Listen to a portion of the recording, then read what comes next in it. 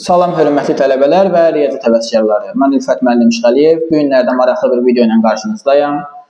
Düşünürəm ki, əyləncəli riyaziyyat bir videosu sizlər üçün maraqlı və əyləncəli oldu və sizlər artıq riyaziyyatın nə dərəcədə gözəl və əyləncəli olduğunu bir daha öyrəndiniz və riyaziyyata qarşı sevgi və rəğbətiniz daha da artdı.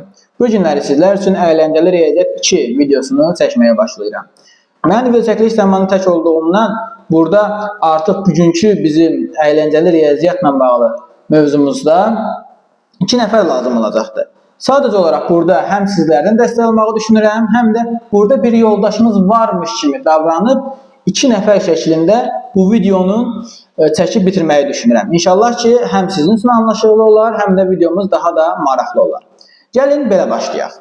Uşaqlar, rəqəmlərin müxtəlif 2 rəqəmli hər hansı bir ədəd fikrimizə saxlayaq. Məsələn, mən yoldaşa deyirəm ki, tutaq ki, burada bir yoldaş var. Ona bildirirəm ki, fikrində rəqəmləri müxtəlif olan 2 rəqəmli bir ədəd saxla. Məsələn, o ağlında saxlayır 47. Ağlında saxlayır 47. Mən də ona deyirəm ki, sən bu 2 rəqəmli ədədin onluqlarla təkliklərinin yerini dəyiş. O da beyninə dəyişir. Məsələn, 74 edir də. Sonra bildirirəm. Bu yer dəyişmədən sonra zəhmət olmasa böyük ədəddən kiçiyi çıx. O da məsələn 74-dən 47-ni çıxır. Və ona deyirəm ki, aldığın fərqi sən özün bilirsən. O fərqi mənə demə. Fərqi mən istəmirəm. Sadəcə olaraq mənə o fərqdə olan təkliklər mərtəbəsinin qiymətini de. O da 74-dən 47-ni çıxanda, 74-dən 47-ni çıxanda fərqi nə qalır? Fərqi qalır, son rəqəm nə verir? 7 verir. Elə deyil, 74-dən 47 çıxanda. Ədəd özü nə verir, o mənə maraqlı deyil. Amma onun təkliklər mərtəbəsinin rəqəmi nə verir? 7 verir. Deyir ki, ay Ülfət müəllim, aldığım ədədin təkliklər mərtəbəsi 7-dir. Onda mən ona qayıdıb deyirəm. Deyirəm ki, səndə alınmış fərq 100% ki, 27-yə bərabərdir. O mənə əslində ədədi tam deməmişdi. Nə demişdi? Təkliklər mərtəbəsinin qiymətini demişdi. Mən isə nə dedim ona? Bütöv ədədi dedim. Siz deyirsiniz ki, ay müəllim, siz zaten 74-dən 47-ni çıxanda 27 olduğunu bilirsiniz də. Ona görə cavabın 27 olduğunu deyirsiniz. Ay uşaqlar, mən dedim axı burada təkəm. Yəni burada bir yoldaşım olsaydı, deməsəydi mənə, özü beynə tutsaydı, mən yenə də onu tapacaqdım. Amma necə? Gəlin işin sirrinə baxaq. Belə danışaq.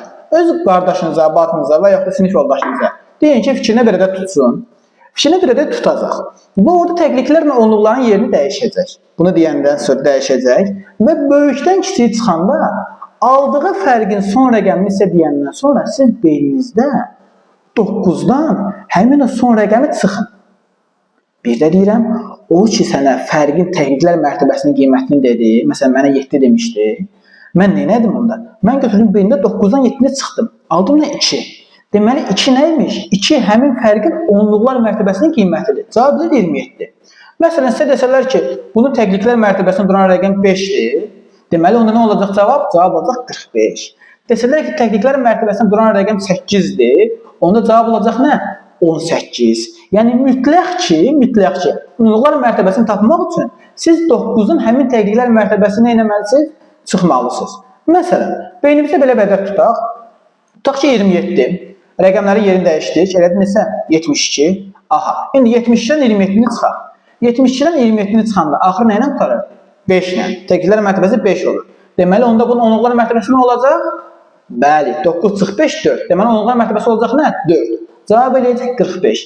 Biz bu, necə deyərlər, hilə ilə artıq bildik ki, yoldaşımız fikrinə ədəd tutanda, onun təkliklərin onluğun yerini dəyişəndə çıxdığı cavabı tapmağın daha izahı nə imiş? Əgər video xoşunuza gəldisə, videonu bəyənməyi və kanala abunə olmağı unutmayın. Fikirlərinizi kommentariyada bildirərsiniz və düşünürəm ki, video sizin üçün anlaşıqlı oldu. Özünüzdən müğayət olun, Allah'a əmanət. Hələlik.